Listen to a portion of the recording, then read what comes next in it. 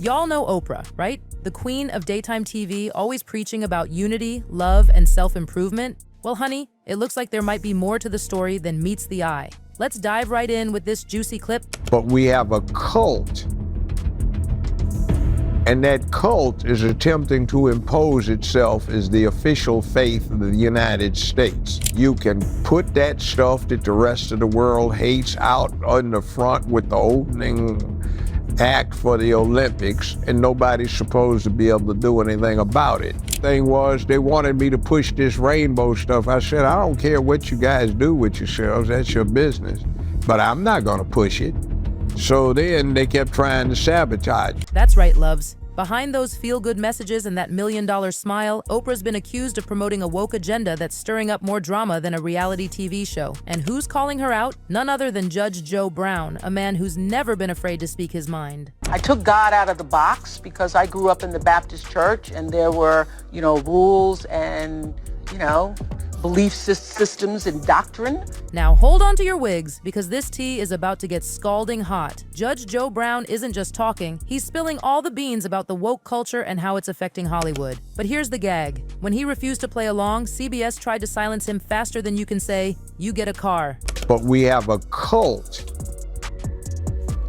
and that cult is attempting to impose itself as the official faith of the United States. I'm talking financial manipulation, sabotage, the whole 9 yards. It's like something out of a Hollywood thriller, except this is real life, honey. I got you. And I'm an independent now. I can't stand the Democratic Party. Really? What happened? What caused you to change? They decided to be anti-family and anti-man, and I don't buy into that. Now let's rewind a bit and talk about who Judge Joe Brown is. This man wasn't just another TV judge, he was a trailblazer, honey. His show Judge Joe Brown ran for over 15 years, making him one of the most successful daytime television personalities of his time. At the peak of his career, he was beating out heavyweights like Dr. Phil and even Oprah herself in the ratings. Can you believe it? But despite all this success, his career came to a screeching halt faster than a celebrity marriage. Why? Because he refused to bow down to the woke agenda that CBS was pushing. According to Judge Brown, CBS not only refused to pay him what he was owed, we're talking $28 million loves, but they also tried to strong-arm him into promoting social agendas that he didn't believe in. 10 years, and they owed me $28 million and wanted me to take an IOU. And what was going on is a lot of chicanery happening. I had a contract. But it wasn't just about the money, honey. This was about power and control. CBS knew that Judge Joe Brown was a force to be reckoned with, and they wanted to bring him to his knees. According to Brown, they embezzled funds that were rightfully his and funneled them into other projects that ultimately flopped. Talk about shady business. Now let's talk about the queen bee herself, Oprah Winfrey.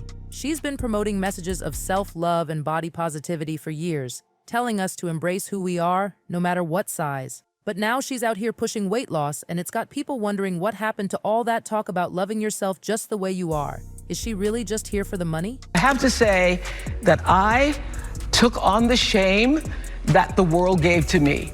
For 25 years, making fun of my weight was national sport. Oprah opened up about her weight struggles in a TV special called An Oprah Special, Shame, Blame, and the Weight Loss Revolution on ABC. She talked about how making fun of her weight was a national sport for over 2 decades. Can you imagine, loves? Being ridiculed on every late-night talk show and tabloid cover for 25 years? It's enough to make anyone want to hide under the covers. I starved myself for nearly 5 months and then wheeled out that wagon of fat that the internet will never let me forget. Now, Oprah's been open about using weight loss medication, though she didn't specify which one. But here's where it gets messy. Some fans can't help but wonder if this is more about boosting her bank account than anything else. Oprah's been raking in the dough from the weight loss industry for years, especially with her past stake in Weight Watchers. Now, with all the buzz around Ozempic as the new miracle weight loss drug, it looks like she's jumping on the bandwagon to cash in. How long have you been on the Ozempic? 6 weeks. 6 weeks? Yes. It's actually Bonjoro. It's another part of it. Oh, that's the amped up version. Yeah. Oh, is it? Oh, yeah. That's the fast forward. But where does that leave all those people who took her words about self-love to heart? Are they supposed to just forget all that now? It's like Oprah's saying, yeah, self-love is great, but being skinny is better. And that's a pretty messed up message to send to millions of people who've looked up to her as this icon of empowerment. Now, let's talk about Oprah's real estate ventures, because honey, This is where things get really interesting. Oprah's been buying up land in Hawaii like it's going out of style, and some people are raising their eyebrows. After 2017, Oprah continued expanding her land in Montecito to over 70 acres, including buying a A4 land. Some TikTokers are even pointing fingers at billionaires like Winfrey, suggesting that the recent fires in Maui might be part of some grand scheme to acquire valuable land from indigenous communities. Now, I'm not saying it's true, but it's got people talking. It's burned through 234,000 acres so far, and 18,000 homes are still threatened.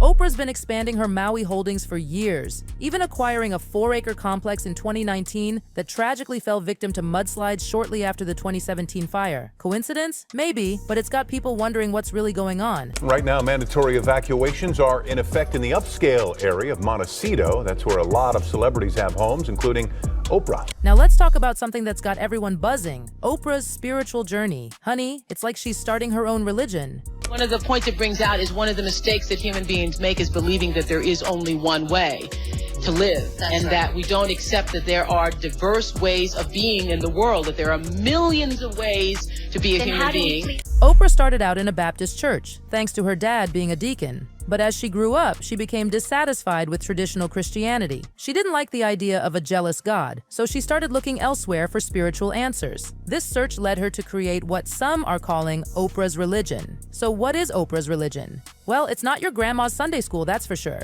Instead of sticking with traditional beliefs, Oprah's brand of spirituality mixes elements from various spiritual traditions and throws out the rule book. She's all about the idea that everyone is a part of a divine universal energy, and she presents herself as the guru of this spiritual movement. But here's where it gets tricky, loves. Oprah has a massive platform, and her ideas can reach millions. When someone with such influence promotes a form of spirituality that breaks away from traditional teachings, it can confuse people and lead them astray. It's like a spiritual buffet where everything looks good, but without clear guidance, you might end up with a plate full of empty calories. Now, let's get back to Judge Joe Brown and his battle against the woke agenda. According to Judge Brown, Oprah and CBS tried to use his show as a platform to promote their agenda. They wanted him to endorse certain social causes, to speak out on issues that he didn't believe in, and to use his influence to sway public opinion.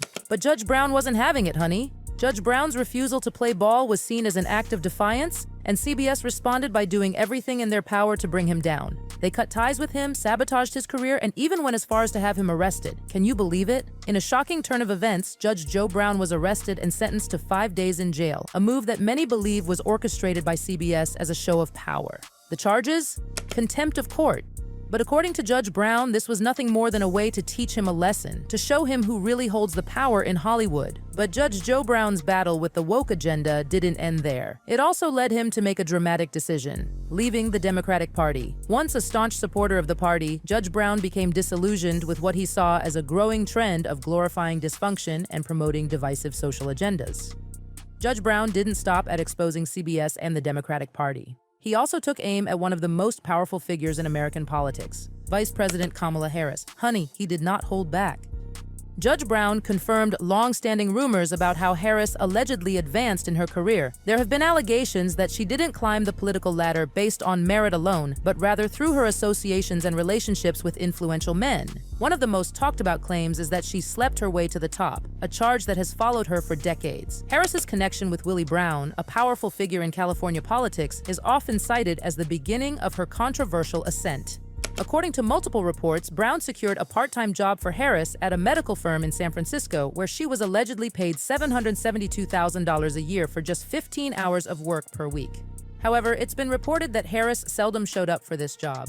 Judge Joe also criticized Harris for her harsh treatment of black men during her time as a prosecutor, asserting that she was particularly severe in her sentencing recommendations. He accused Harris of withholding exculpatory evidence, further exacerbating the injustices faced by the black community under her watch. Now let's talk about Hollywood's woke agenda. Judge Joe did not forget to give his 2 cents on this hot topic. Hollywood has long been a bastion of liberal ideals and progressive values, but according to Judge Joe Brown, this veneer of wokeness is nothing more than a mask for hypocrisy. hypocrisy. One of the most striking examples of this, according to Brown, was the inclusion of drag queens in the Olympic opening ceremony. Brown saw this as a blatant attempt by Hollywood to push its agenda on a global stage, regardless of the cultural and traditional values of the international audience. Brown's criticism of Hollywood isn't limited to the Olympics. He has also exposed the darker side of the industry, where he believes many in power are more interested in promoting their social agenda than in producing quality entertainment.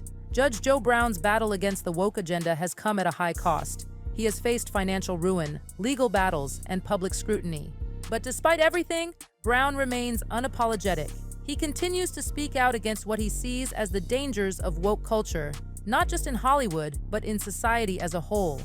Brown's legacy is one of courage and conviction. He stood up against some of the most powerful forces in the entertainment industry and refused to back down. His story is a reminder that even in a world where dissent is often silenced, there are still those who are willing to speak the truth, no matter the consequences. So, loves, what do you think about all this drama? Is Oprah really pushing a woke agenda? Is Judge Joe Brown right to speak out, or is he just stirring up trouble? And what about Hollywood? Is it really as hypocritical as Judge Brown says? Drop your thoughts in the comments below, and don't forget to catch the next video. Things are heating up in Hollywood, and you won't want to miss a single drop of this piping hot tea. Until next time, keeping it real and spilling all the tea. Bye!